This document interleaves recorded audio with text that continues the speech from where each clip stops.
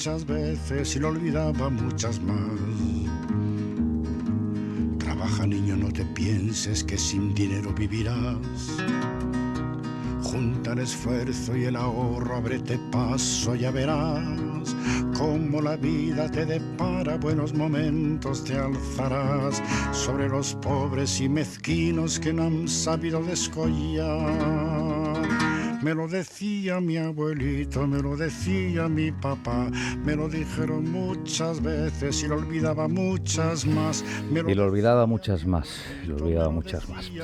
Bueno, es el hilo musical, es la banda sonora que abre una vez más el episodio para continuar plantándonos y en este caso rastreando huellas cósmicas en Almería. Presentando en primer lugar a nuestra querida biodiversa, profe Pilar Díaz Gerbós. Hola, Pilar, buenos días, querido Antonio. ¿Cómo estás? Bien, bien. Pues eso, en la huella del cosmos. Tenemos a un gran invitado de lujo. Él además ha elegido esta maravilla de Paco Ibáñez. Así que por favor, hacemos los honores. Sí, yo lo presento ahora mismo. Se trata de Juan Antonio Sánchez Garrido. Él es profesor titular del Departamento de Agronomía de la Universidad de Almería. Es geólogo. Uh-huh. Y está sobre todo en el área de edafología y química agrícola. Bueno, si queréis, pues os presento un poco su perfil, porque es un perfil de investigador muy interesante. Sí. Él sobre todo se ha dedicado a la edafología, que para los que no lo sepan, pues el estudio de los suelos, de la parte fértil, ese intermedio que hay entre la parte de la roca y los seres vivos, el suelo, ¿no? Sí. Y ha hecho muchos estudios de contaminación, cartografía de suelos. Tengo que decir, como una anécdota, que yo cuando me licencié participé en unos campamentos para hacer esos estudios, echando una mano para hacer los perfiles del suelo de su tesis. Sí. Y mira por dónde, no me importa encontrar 40 años después. Fíjate. La casualidad, el cosmos, ¿no? Pero él se acordaba, creo. Eso dice. Eso tiene buena gracia. Gracias. Bueno, y ha hecho mucho, ha picoteado muchas cosas, visto, pero sobre todo centrado en los suelos. Estudio, cartografía, análisis, contaminación por causas de actividades mineras, en fin. Aquí incluimos además suelos agrícolas, por supuesto. Hay que decir también que, claro, tiene una faceta docente en la universidad, da clases en el grado de Ingeniería Agrícola, Geología y Edafología, en Ciencias Ambientales, Edafología, en el máster en Ingeniería Agronómica, da clase en el suelo agrícola, calidad, manejo y conservación, y en el máster en usos sostenibles de recursos naturales y servicios ecosistémicos, que es un máster con un título espectacular, sobre suelo y cambio climático. Ajá. Bueno, pues le damos la bienvenida, pues, y querido Juan Antonio, como quieras. Sí. Bienvenido. Nos ha presentado con este tema de Paco Ibáñez, que hace que no se oye en la radio, y también me ha traído muy buenos recuerdos. Y la pregunta del millón es ¿por qué? ¿Por qué este buenos días, muchas gracias por la invitación.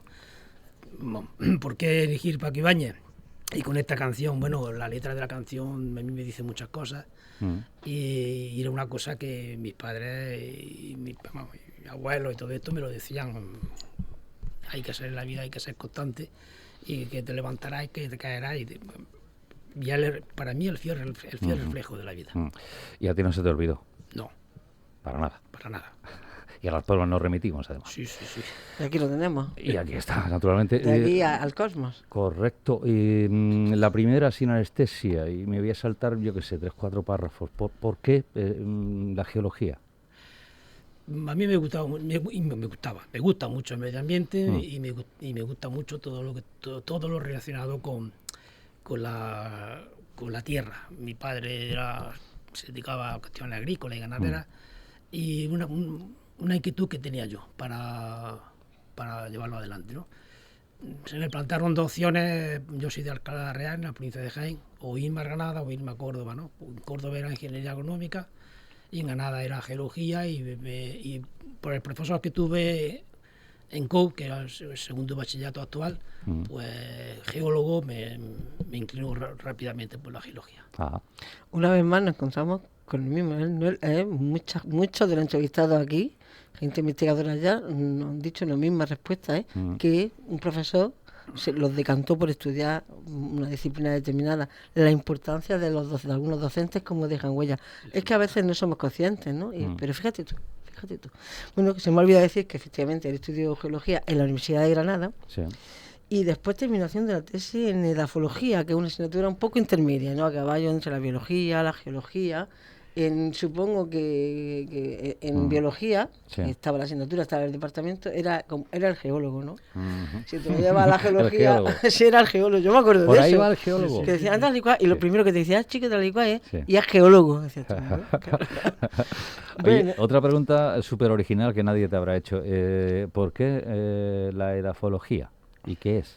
La edafología es el estudio del suelo, Sí. de la capa superficial que hay encima de la roca que soporta la vida.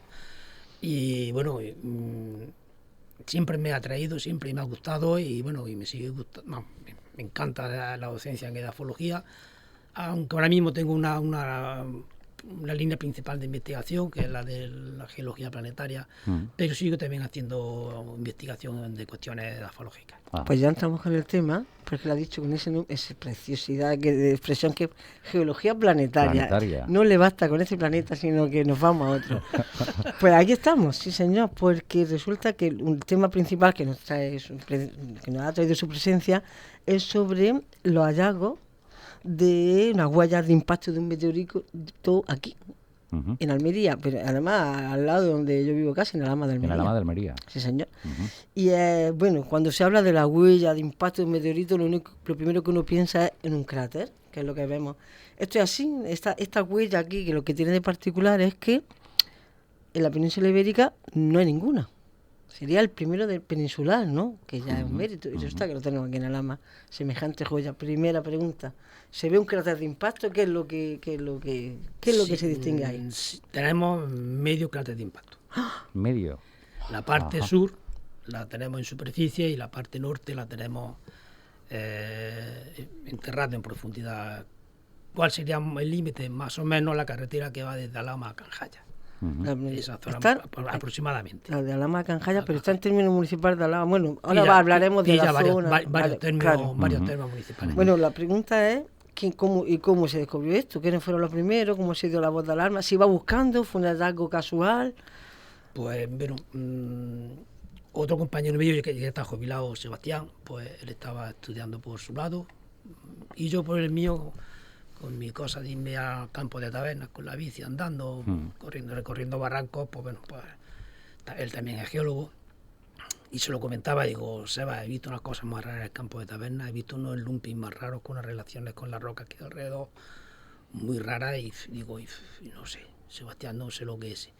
Y él decía, pues yo también estoy viendo unas cosas y vamos con esto juntos, pues venga, vamos, y nos pusimos a seguir trabajando, a trabajar en esto. En un principio solamente nos centramos en el campo de tabernas porque encontramos unos depósitos muy característicos que están muy extendidos y que tienen unas relaciones con los cuerpos sedimentarios que hay alrededor muy especiales también. Sí, o sea que la primera pista fue rocas muy raras, que no tenían que estar donde están ni pegando con el entorno, ¿no? ¿Y esto cuánto tiempo hace de esto? ¿Los primeros indicios así que observasteis? Empezamos a estudiar esto en el año 2005. En el 5 ya se hace de 20 años, 2 casi, décadas. ¿no? 21 años. 21 años ya, sí. La ciencia así. Esto es lo que técnicamente se conoce como anomalía del terreno, ¿puede ser? Sí, es una clara anomalía del terreno. Sí, hay una... A nosotros nos enseñaron una geología en Granada, que es cogemos un taco de folio y los plegamos, los deformamos, se forma un pliegue, se rompe, se tumba, se erosiona. Y eso pues se requiere durante mucho tiempo, ¿no? O sea, empezáis a levantar la liebre, ya nos has contado, ¿no? En desierto de tabernas. ¿Cómo llegáis? Es decir, ¿cómo hiláis, cómo conectáis con esa anomalía en Alhama de Almería, con ese meteorito? ¿Cómo llegáis? Una pregunta que me intriga. Hay una estructura que se llama el gordo megaber, que tiene un nombre así también. Es que los geólogos tienen una imaginación para poner nombres. Gordo megaber. ¿Y qué es el gordo megaber y qué relación tiene con todo este hallazgo? El gordo megaber es una capa que está archiestudiada. Mucha gente que la ha estudiado, no solamente españoles, sino también gente belga, francesa, escocesa, mucha gente, ¿no? Sí. ¿Dónde está? El gordo megaber está disperso por todo el campo de tabernas, desde los baños de Alfaro, baños de ahí, hasta casi Luqueña de las Torres. También hay ahí algunos afloramientos, ¿no? Claro, y asociado a ese gordo megabit hay el lumping y hay unas brechas que son esquistos, unas brechas asociadas y que tienen como digo, te he dicho antes, unas relaciones entre cuerpos sedentarios muy extrañas y muy diferentes, ¿no? Sí. Y empezamos a estudiar eso, y a recorrer barrancos. Y cuando empezamos a muestrear, no nos complicamos la vida, y como eso, si vemos el Google Maps, son cerros negros, porque son micaquitos grises oscuros, bastante con garfito, Sí. pues a la hora de muestrearlos dijimos, bueno, cerros negros, CN1, CN2, CN3, Cerro CN4. Negro 1, Cerro Negro 2. Y así Porque son Tal cual, cerros negros claro. que se ve perfectamente en el Google Maps. Bueno, ya empezamos a estudiarlo y ya encontramos que tienen características, que tienen una anomalía geoquímica, que tienen los cuarzos que hay allí son anómalos, que tienen una descripción muy parecida y son muy parecidos a otras brechas de impacto descritos en otro impacto. Sí. Y estos estudiosos que han estudiado este material dicen que son una sismita. Nosotros somos de la opinión que una sismita producida por el impacto de un meteorito. Sí, un meteorito. Como estáis diciendo muchos términos técnicos y nos estáis escuchando gente que a lo mejor no está familiarizada, por ejemplo, sismita, supongo que es roca procedente de movimientos sísmicos, ¿no? Exactamente. Ajá. También utiliza la palabra brecha y la palabra lumping, que merece la pena que la aclaremos porque tienen su importancia aquí. Sí. ¿Qué son las brechas? Las brechas son En materiales este caso. en el que hay materiales gruesos y finos que están cementados por una matriz. Pues esos materiales gruesos y finos de esa matriz no tienen canto. No están Están afilados. por la acción del como agua. se acaba de romperlos con una maza, Efectivamente, trozo así. esa es la palabra, como rompes con una maza y se quedan pegados, ¿no? Esas son una brecha. ¿Y qué forma de acción dan las brechas?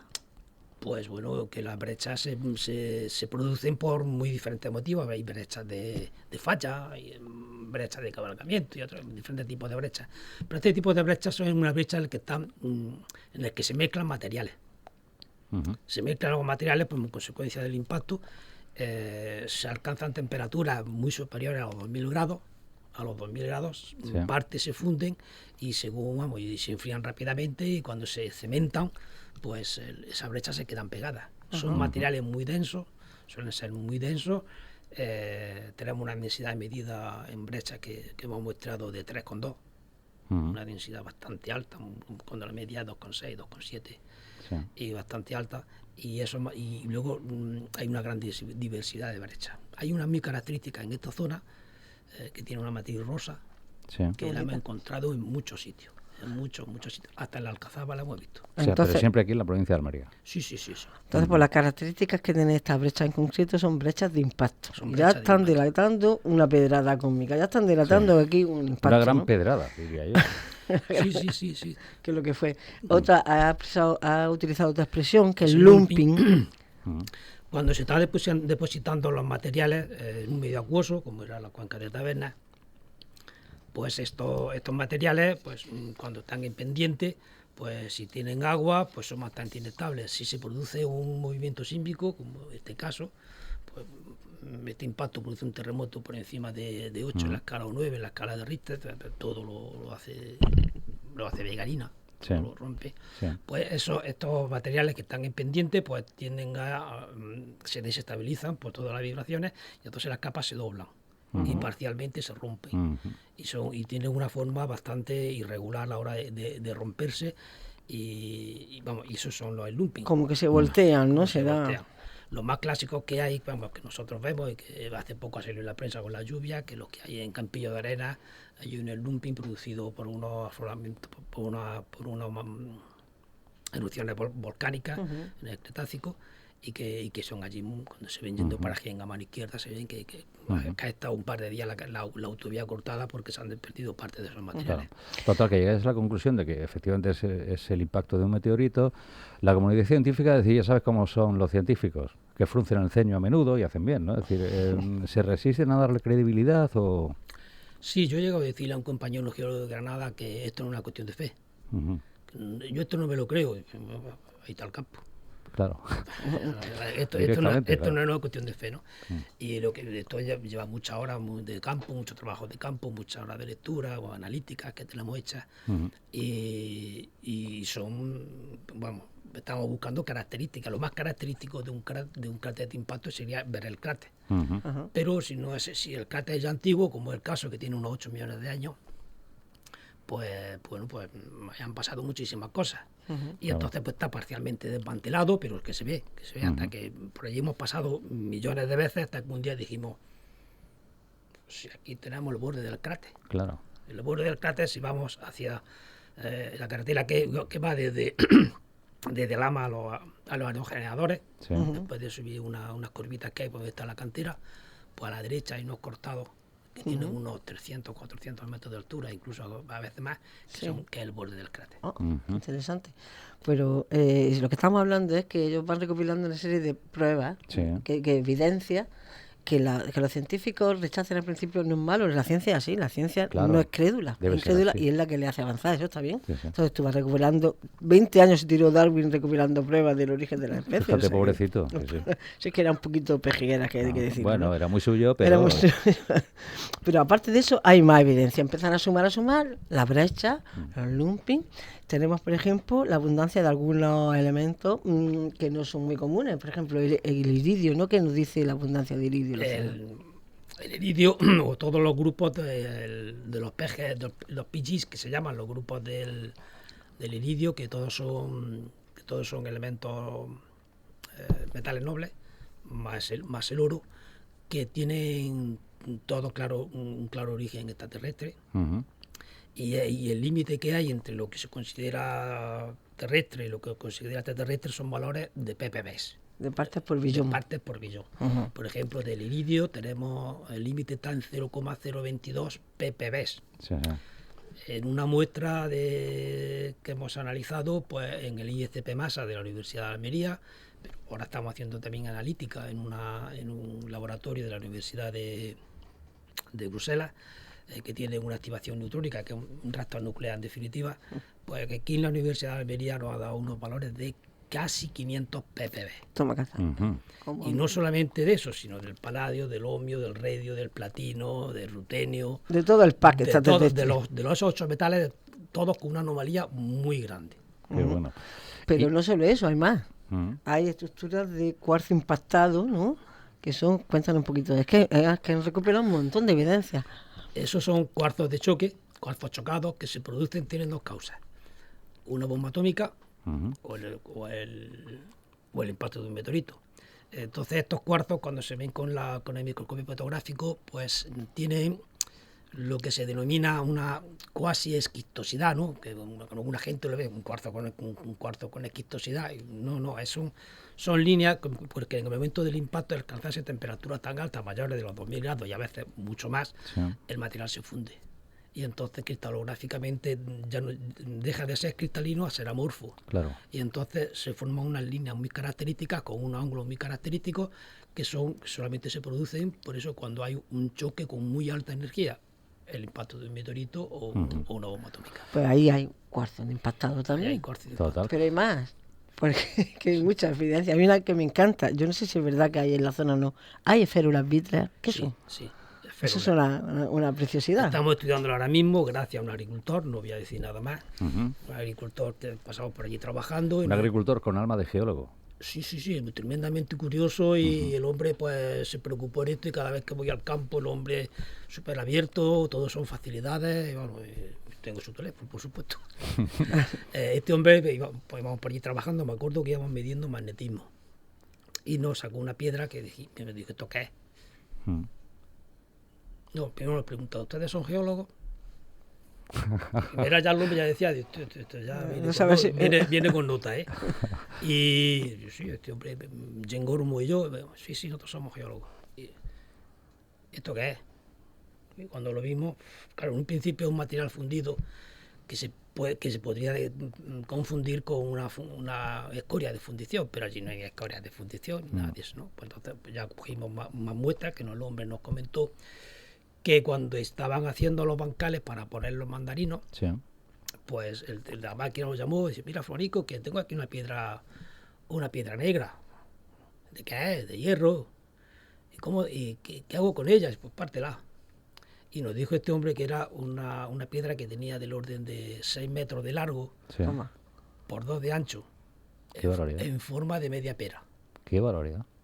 Quiere decir que que estaba volando, que se estaba formando, que estaba tomando forma aerodinámica, desde la cabeza hasta la cola, y que estaba a punto de romperse la cola y que después al caer en un medio frío, caliente medio frío, se quedó como media pera. Ajá. Lástima no tener una foto, pero ahí hemos encontrado fundidos y ligado a esos fundidos hemos encontrado férulas. Qué bueno. Férulas Cuéntanos un poquillo, ¿por qué se funde? Porque saca tanta temperatura que en el momento del impacto Decías 2000 grados o más, ¿no? O más. Para que no está Sí, allí. claro.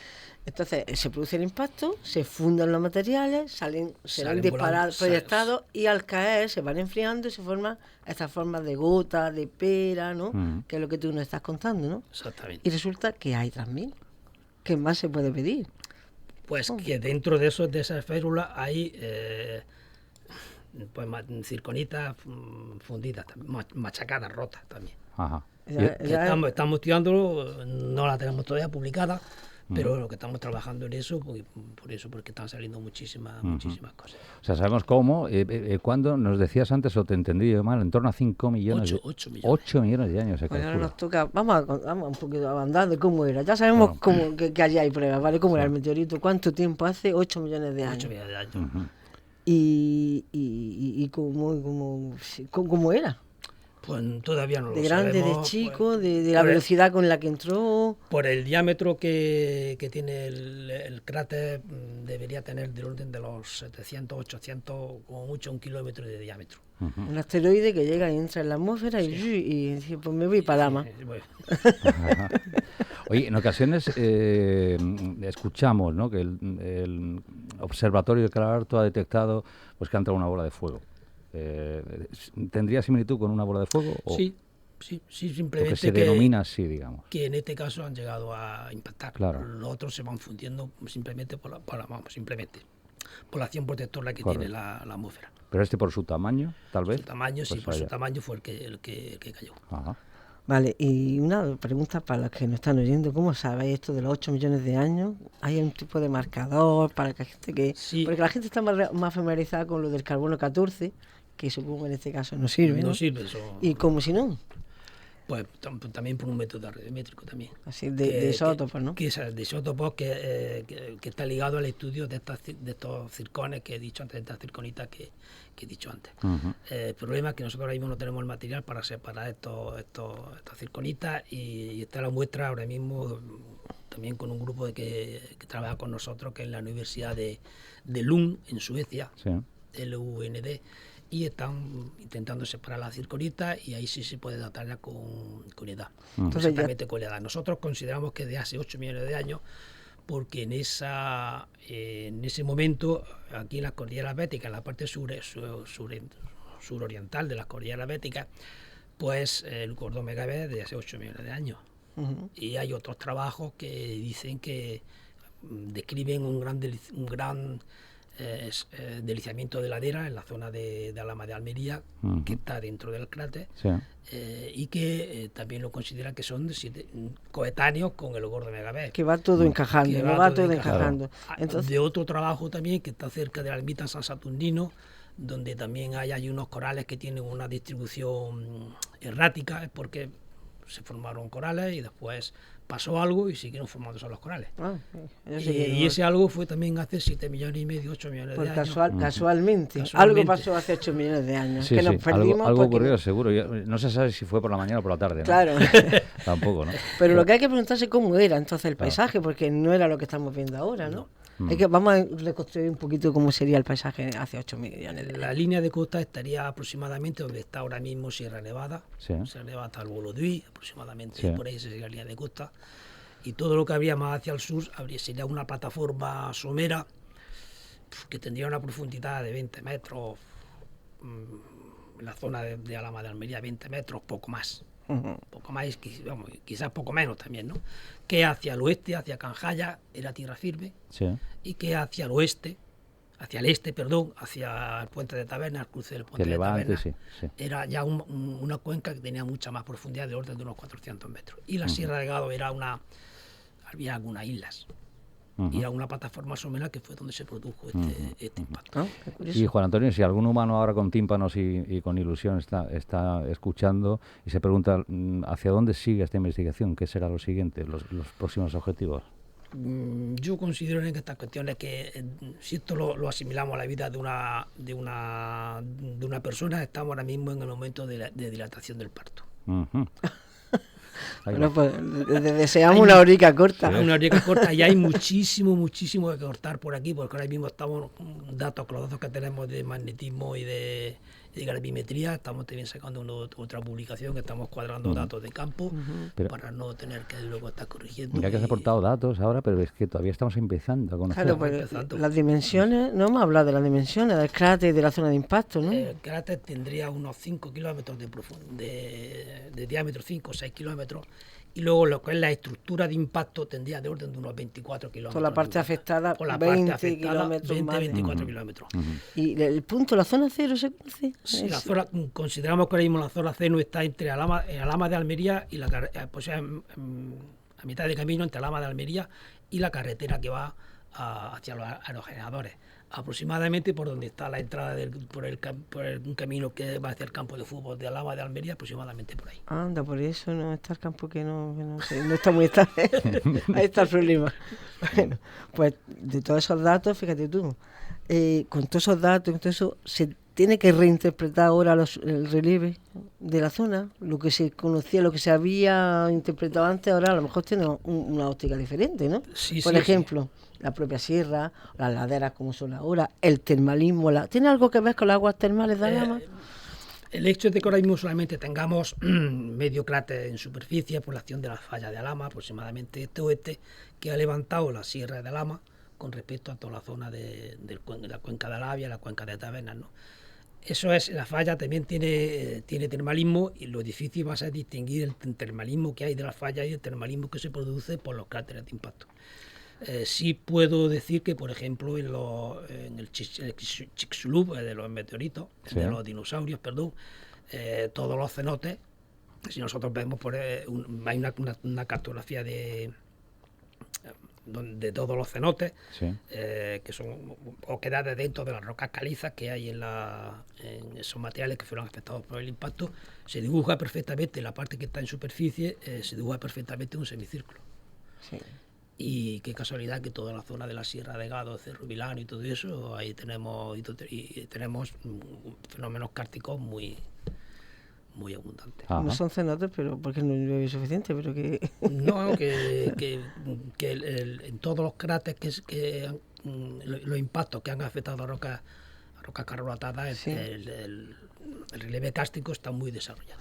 ¿Y puede ser que favoreciera la profundización del agua, el impacto, un poco de la fracturación para que andara? Porque el origen de ese termalismo está más con el gradiente geotérmico, ¿no? Dicen. Sí, pero lo difícil va a ser separar ¿Qué? Bueno, quién es quién. Bueno, por ahí está la cosa. Hace poco me llegaron un artículo en que decía ese artículo que era el final del volcanismo de Cabo de Gata fue hace 8 millones de años. O sea, coincide. Y yo me hice una pregunta, digo, tú. Mira que sí. Mira que sí, también, pero bueno, yo hace poco digo, no está, no. Sí, claro. La mosca que tengo que estar en la oreja, pero ya veremos a ver. Sí, claro, y este extremo se podría confirmar en algún momento. Pues no sé, como te digo, yo estamos todavía en el momento de dilatación del parto. Estamos en pañales, menos de pañales todavía.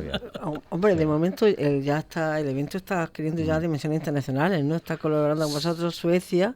¿Está el Centro de Astrobiología también o no? Sí, también, el Centro de Astrobiología también, sí. Aquí el otro día tuvimos una invitada, María Altamirano, que ella colabora también con los extremófilos. En el Centro de Astrobiología, ella es bióloga marina. Está Dani también, un trabajador, un investigador también del Centro de Astrobiología, que también estudia extremófilos y vida en condiciones muy especiales. O sea que mucha implicación y mucho interés. La universidad en Suecia, ¿no? Suecia, me ha dicho algo en Bélgica también, ¿no? Bélgica, el Centro de Astrobiología. También la otra universidad de Suecia, la de Göteborg, también. Y ahí, bueno, o sea que hay datos suficientes como para tomarse en serio esto. Ya decir, bueno, vamos a ver, vamos a ponernos serios, que aquí viene el niño que viene guapo. Esto es serio, esto es una cosa que no tiene. Entonces, estamos yendo con mucho cuidadito a la hora de sacar las publicaciones para no tener que luego porque no tenés que estar cambiando de opinión. Claro, que no os dejáis llevar por el entusiasmo, No, entonces... por el geoentusiasmo. Claro, Sí. porque fíjate, un geólogo cuando dais con esto, es decir, ¿qué siente? En tu caso, por ejemplo. ¿Qué sentimos Sebastián y yo? Pues dijimos, bueno, nos van a venir tortas hasta por... Pero no, la cosa está más bien, queremos que está muy bien pretechada y no tenemos... Han venido compañeros míos que todavía mismo están en la Universidad de Granada, Sí. aquí a trabajar también con nosotros y lo único que me han dicho se pone, vaya follón que tenéis aquí. Bueno, Ujú. aquí Que hay que chicha. algo hay, que aquí hay chicha, que hay cosas que cortar y hay cosas que hay que hacer. Hay faena, vamos. Hay ¿Y qué es, faena. Mucha faena. qué es lo más inmediato que estáis haciendo? ¿Has visto con sondeos que me dijiste el año- que han petado, que fallaron, ¿no? El año pasado quisimos hacer un sondeo aquí hasta 500 metros de profundidad. Buscáis la raíz del cráter, ¿no? Buscamos porque en superficie no hemos encontrado unos materiales que son típicos de relleno de un cráter de impacto, pero queremos encontrarlo sin alterar, bueno, o poco alterado. Ujú. Porque luego cuando perforemos también se van a alterar, ¿no? Por lo menos alterados, y queremos perforar hasta 500 metros, que es lo que consideramos que hasta donde llegará el relleno en aquella zona del cráter de impacto. Ajá. Reventó aquello, el sondeo, por cuestiones burocráticas y muchas historias, reventó, y estamos otra vez intentando este año a ver si Rearmarlo, ¿no? si tenemos suerte. Estoy cruzando los dedos para ver. Lo cruzamos nosotros también. Entonces Pilar, ahora ¿eh? vamos buscando la zona cero en concreto, Claro. buscando la parte, la raíz, eso. Ujú. Bueno, aquí llama la atención porque Almería es espectacularmente un museo geológico al aire libre. La riqueza, la geodiversidad de Almería, yo creo que no tiene igual en la península ibérica. Para mí me impresiona. Aquí hemos pasado hablando de la geoda de Purpí, hemos hablado de los yazos de Níjar, Cabo de Gata, la mineralogía, las minas de oro y los minerales, Sí. las rocas luminiscentes del Correcto, desierto, que correcto. estuvieron aquí Las el otro de día las la cavernas gente también. de la Sí. y esto es reciente. Y ahora, para colmo, el cráter de un impacto Ajá. de un meteorito Ujú. único en la península ibérica. Claro. Aquí nos planteamos, y creo que ibas por ahí, Pilar, Claro. estamos ante otra potencial joya para el geoturismo, pero claro, lo cual puede ser contraproducente a estas alturas al menos, ¿no? Sí, por eso no quiero yo dar muchos datos, por ejemplo, Claro. de esos fundidos, porque sé que hay mucha gente que se van a... A por ello. claro, Amigo, claro. que ahí Entonces- la geodepredación, sí, Correcto. claro. Ese es el problema. Bueno, vamos a Sí, no sí. dar mucho. Recordad que por favor no se lleve la gente cosas del campo, que las cosas del campo donde mejor están en el campo, ya sea seres vivos, ya sea rocas, ya sea pedruscos, da igual, por muchas razones. Y una de las razones es pues porque son los materiales con los que la ciencia trabaja. Y si te los llevas, pues está haciendo un flaco favor, ¿no? Entonces, bueno, por ahí van las preguntas. Supongo que tenéis en mente hacer algo de itinerario, ¿no? O no, de momento sí. Tenemos ya hasta si esto sigue adelante, nos gustaría poner un tablón, Sí. una representación en el mirador de Huécija. Ujú. Es O estupendo. sea, itinerario, miradores, porque claro, el problema es Sí, verlo. es estupendo. Ah, Sitio ya sé, estupendo. yo sé cuál es ese mirador. Que tiene una vista hacia toda la zona del Valle del Andaray, el Valle del Nacimiento, que es la zona del cráter que está enterrado, y Sí. a nuestra espalda se quedaría la parte del cráter en superficie. Puntos para- estratégicos de Claro, observación, ¿no? claro. ¿Para Eh, cuándo? Fíjate qué preguntita. Ojalá lo supiera. Ahora el siguiente paso que también queremos hacer es, con las piedras que tenemos por aquí, en el Museo de Historia, en el Pabellón de Historia Natural de la Universidad de Almería, queremos también poner algo también de esto, porque es una asignatura pendiente que hay que aprobarla ya. Ujú. Claro, si han puesto las rocas luminiscentes, aprobarlas hay ya. que meterlo ya. Correcto, pero ya. ¿Qué iba a decir? Que se me ha ido un poco... Sí, estamos hablando de, bueno, primero el mirador, es decir, los planes que hay a corto medio plazo, ¿no? Bueno, de ofrecer información, al menos, ¿no? Sí, es que esto hay muchos cráteres, por ejemplo, hay en Houghton, en Canadá, tienen visitas guiadas por el cráter que no hacen solamente en verano por cuestión climática, Claro. y hay cola de espera. Y controladas, obviamente, claro, visitas guiadas. Hay cola de espera, a lo claro. mejor vienen los niños más al instituto solamente porque es un sitio de impacto de cráter. Fíjate tú, a lo mejor ya nos faltan. Yo tengo muchas ganas ahí que no he ido. Bueno, cuando acabe el curso, mejor, o cuando haga un poquito de menos calor en septiembre, por ahí quiero ir hacia el sur de Alemania para ver el cráter de Ries. Y Nördlingen es una ciudad donde todos los monumentos están hechos con la brecha de impacto. Una ciudad de unos 20.000 habitantes que tengo una gana de verla, vamos. Y entonces, todo eso atrae el turismo, y no solamente Claro. eso, sino también que hay asociaciones en Chichoa, también en Francia, y hay muchas zonas, muchos cráteres de impacto que con sus recorridos con sus geoturísticos para que la gente pueda visitarlo. Entonces, ahora estoy haciendo un esfuerzo especial en el estudio de esto y en cómo puede ser la promoción. Sé que hay en julio un congreso de docentes de geología, y es que leyendo el programa me llama la atención que una de las salidas al campo es el recorrido, ¿no? Un itinerario para mostrar la zona de impacto y todo eso, ¿no? Y una charlita que daré también yo. Sí, señor. Bueno, yo avísame que no Lo lo recuerdo, no me recordaremos, lo quiero ¿eh? perder, no me lo quiero Lo perder. recordaremos para julio, hemos dicho. Sí, para Julio, sí. Ajá. Oye, estaría bien también, aparte de que hubiera material en el pabellón de historia natural, lo cual es muy elogiable, pero a lo mejor un centro de interpretación, que estoy pensando en Alhama, yo ya lo veo en Alhama, ya me he proyectado en el Es futuro. que se pueden plantear la senda de los cazadores. Ujú. Pues esa senda de los cazadores vamos cortando brechas y estructuras típicas y materiales típicos de un cráter de impacto preciosa, preciosa. Yo recomiendo siempre que todas estas cosas, si el que nos está oyendo quiere, si le mueve la curiosidad, quiere ir, que se busque siempre a alguien que sea más o menos especialista, que le ayude a interpretar, porque estas cosas así a palo seco no son tan fáciles. Si vas de la mano de experto que te ayude a interpretar el paisaje, pues entonces es otra historia, ¿no? Pero bueno, ¿crees que, la pregunta del millón, estamos preparados para esto, hacer una explotación geoturística de esto? ¿Tú crees? Sí, yo pienso que sí. Si se ha hecho de la ciudad de Alhama, pues aquí, ¿por qué no? La ciudad de Pulpí. Si De se la, Pulpí, pero se la concede ojalá, a Alhama, se van a ojalá. enfadar. Que ya estás, Se van a enfadar los de estás Pulpí. pensando en Alhama, ya, directamente. La ciudad de Pulpí, Claro. ¿por qué no? Claro que sí. Sí, ¿no? ¿Por qué no? Y evidentemente podría promocionar, ¿tú crees que favorecería el desarrollo socioeconómico, no? De toda la comarca, por supuesto. Ujú. Pues fijaros, Es que la aquí, riqueza que aportaría, ya ves, la riqueza sería enorme. Bueno, Toda la- ya por ahora este impacto está reconocido en una base de datos que está en Canadá, Ajá. Earth Impact, y bueno, y se llama Estructura Alhama de Almería.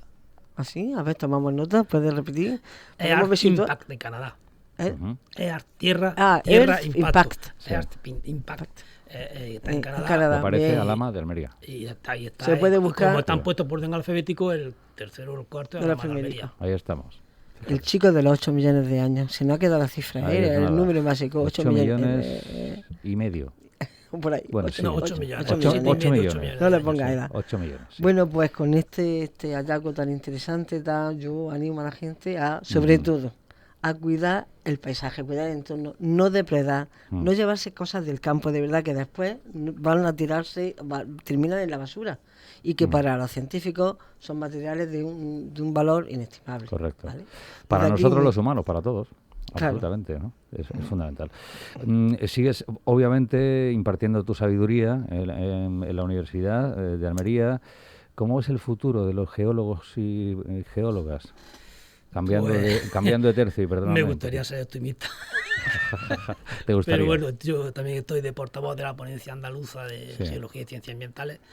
Bueno, y el año pasado se presentaron al examen de geología de esta ponencia 60 alumnos en toda Andalucía.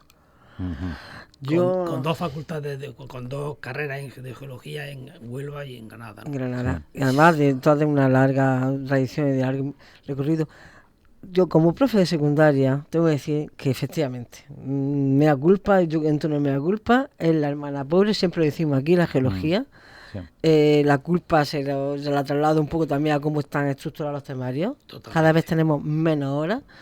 Por ejemplo, en tercero de eso tenemos una asignatura que se llama Biología, Geología y Ciencias Ambientales. Tenemos 2 horas a la semana, donde tenemos que explicar el cuerpo humano, toda la geomorfología y todos los problemas medioambientales. Como tú comprenderás, si llegamos al reproductor nos damos con un canto a los dientes. Entonces, Es muy complicado. Se ganan horas, muchísimas horas en matemáticas, en lengua, en informática, que en fin. Y se pierden horas en lo que son las ciencias naturales. Y al final se pagan el pato disciplinas más específicas como la geología. Desgraciadamente. Y luego también ocurre que la ponderación que tiene la geología pues no es equitativa. Claro. Porque la geología cuenta como multiplica por 0,2 solamente en aquellas carreras que no necesitan nota de corte. Y después, pues que no es equitativa, porque si un biólogo quiere hacer geología, se multiplica por 0,2. Pero si un geólogo va a hacer biología, se multiplica por 0,1. Más difícil todavía, claro. Entonces, pues no se valora, no está bien valorada. Somos todos iguales o rompemos la baraja, ¿no? Pero bueno. Pues a quien corresponda desde aquí, naturalmente, claro. Porque, tal vez en un futuro no muy lejano. Si la vida nos sustenta en este planeta, pues la tierra que pisamos, la roca del que está hecho, más, ¿no? Y entenderla, y entender los fenómenos geológicos son fundamentales para entender la vida en el planeta, ¿no? Bueno, pues hasta aquí hemos llegado hoy, con muchas cosillas más que podíamos hablar. Podíamos estar hablando de la tarde del meteorito, porque es un tema, a mí me apasiona. A mí también me ha entusiasmado, ¿eh? Y seguro que a nuestros oyentes también. Y antes de cerrar, pues no sé si tú, veníamos hablando de algunos libros, como siempre nos gusta al final hacer alguna recomendación literaria, o de divulgación, da igual. Pues no sé, Juan, si tienes algún libro así en concreto que te gustaría recomendarnos. Un libro que cayó en mis manos, que me lo he leído 2 veces, cayó por casualidad, se llama El puente de los judíos, de Martí Gironel, un periodista que nació en Besalú. Ese puente estaba construido para salvar el río, para poder entrar a Besalú, una ciudad en Girona, preciosa la ciudad, porque después de leer el libro digo, tengo que ir, fui. Y vamos, a mí ese libro me gustó mucho porque narra por la historia que siempre, toda la problemática que tenemos en este país de las religiones, como allí se vivían sin ningún tipo de problema, y la problemática que surgió luego a la hora de hacer el puente, que quién lo hacía, quién no lo hacía, que no sé, a quién se favorecía, quién no se favorecía, bueno. Y luego la redacción, la forma de escribir de este autor, muy ágil, me gustó mucho ese libro. Bueno, El puente de los judíos, tomamos nota. Yo sí quería recomendar un par de cosillas, ¿vale? Lo primero, este número del Eco de Alhama, dice que tiene que ver con todo esto, el número 43 de diciembre del 23. Este eco, pues no sé ya si estará a la venta, no supongo en la aplicación, no, de todas maneras se puede estar en la hemeroteca online, pones el Eco de Alhama y te lo puedes descargar. ¿Por qué? Porque aquí hay un artículo que se llama, y lo leo, Estructura de impacto de meteorito Alhama de Almería.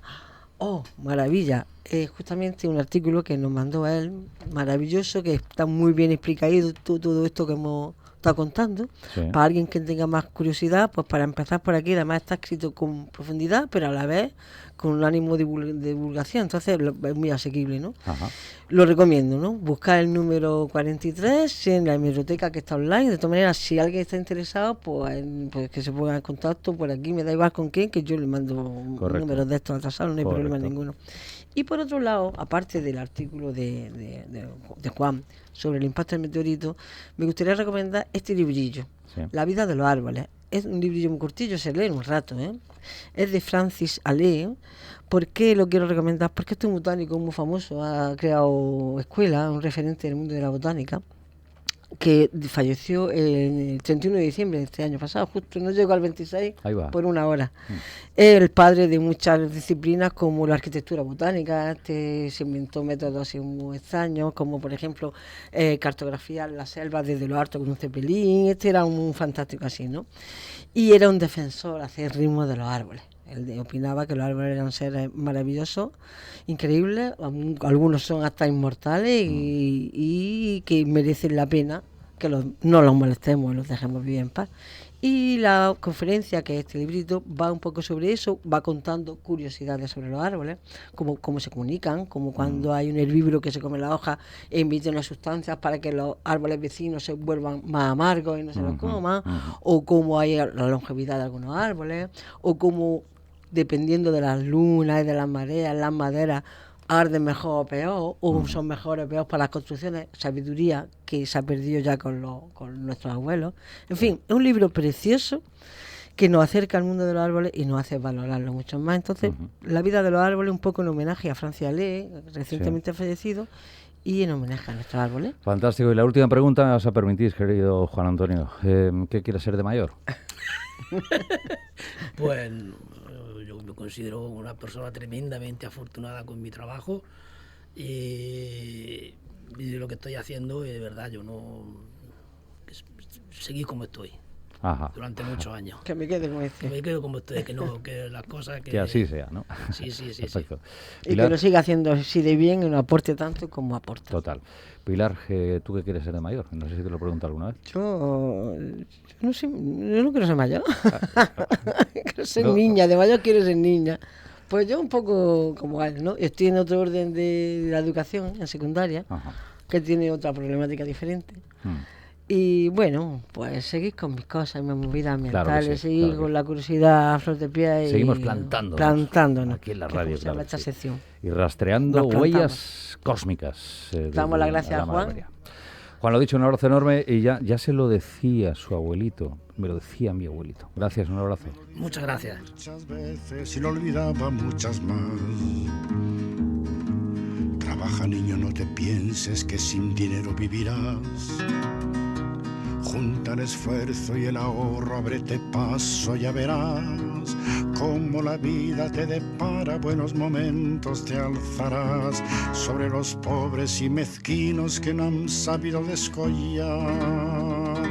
Me lo decía mi abuelito, me lo decía mi papá, me lo dijeron muchas veces y lo olvidaba muchas más. Me lo decía mi abuelito, me lo decía mi papá, me lo dijeron muchas veces y lo olvidaba muchas más.